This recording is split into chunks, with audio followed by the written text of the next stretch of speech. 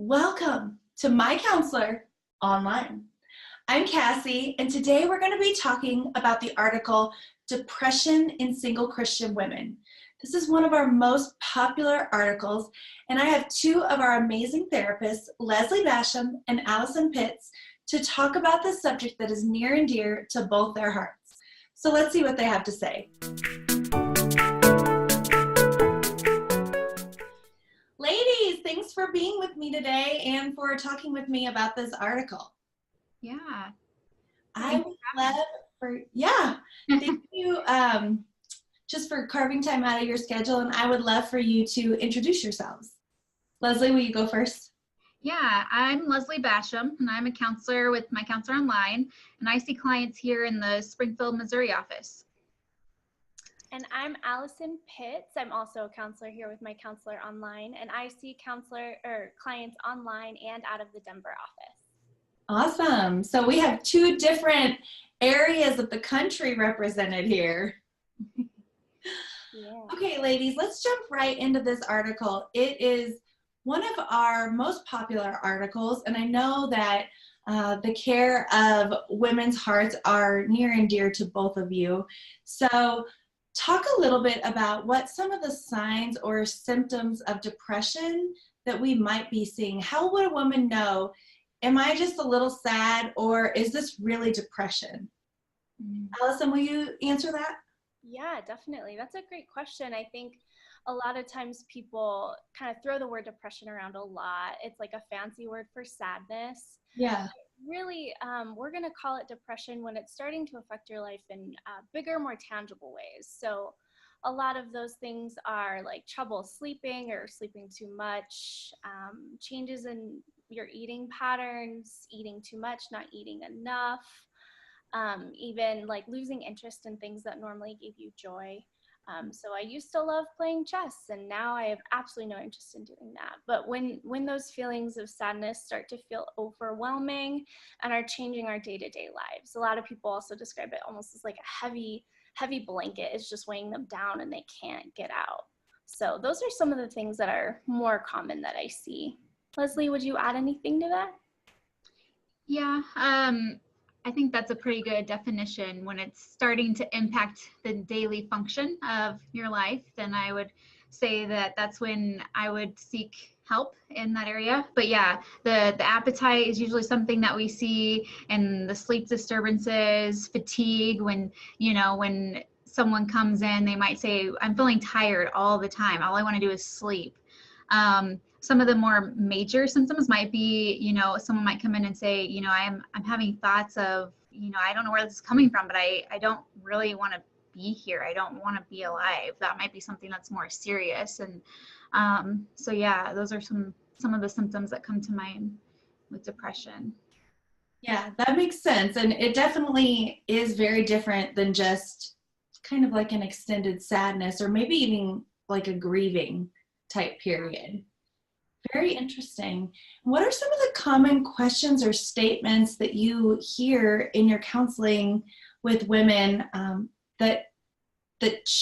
not that show that they're depressed, but what are, Christian women, they're in a season of singleness. It can be a real challenge. So I like the nitty gritty of what they're battling with, is that, do you hear more of just, I'm not enough? What's wrong with me? Why doesn't God see me? Just real, want to hear more about that. Like what a woman watching this, if she's thinking, oh, I do feel that way. I do feel that way. What do you hear?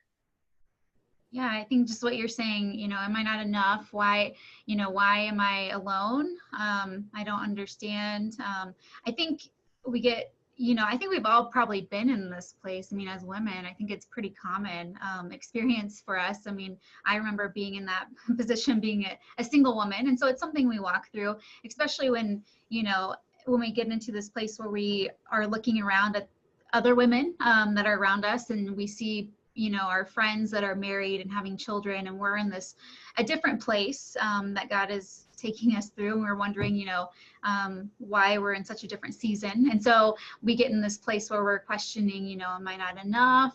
Is there something wrong with me?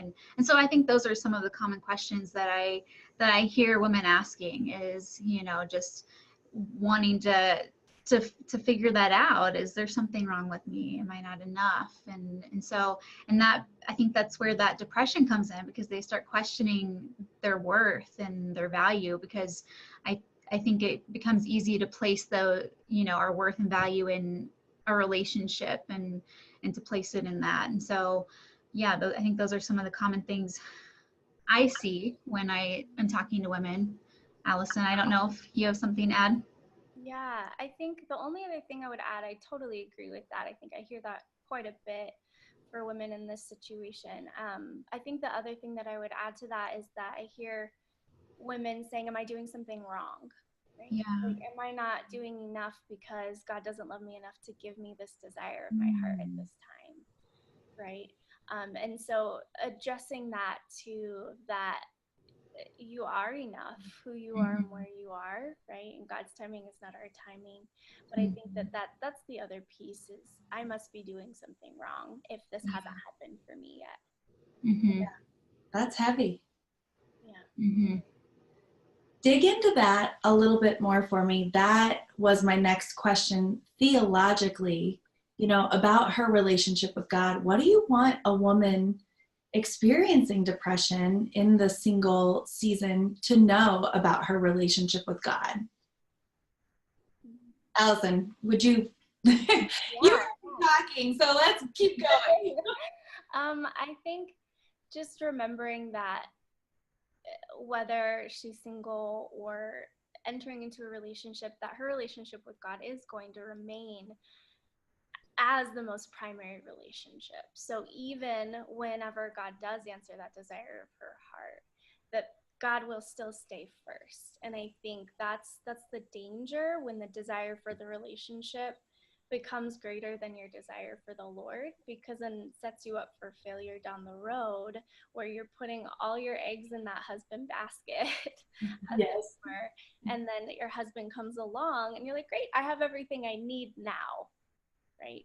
Instead of keeping the Lord at the center of it and keeping that as a primary relationship, even when the husband comes along. Yeah, that makes total sense.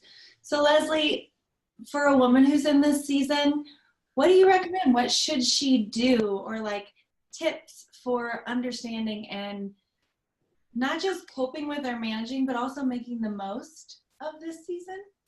Yeah. So I think some tips that I would suggest during this season is just to take the time to focus to focus inward and focus on I think that it's a really great opportunity to focus on things that need healing during this season, because obviously looking for those things are going to come out in relationships, obviously, so it's a great time to reflect on those things and find those things that need healing, and to look to the Lord to reveal those things and to shine light on those things that need healing in those areas. So that would be a suggestion, and then in that to spend time with the Lord, to focus on that relationship, like Allison was saying, that to put God at the center, because that's so important, that God he's our focus. He should be our focus the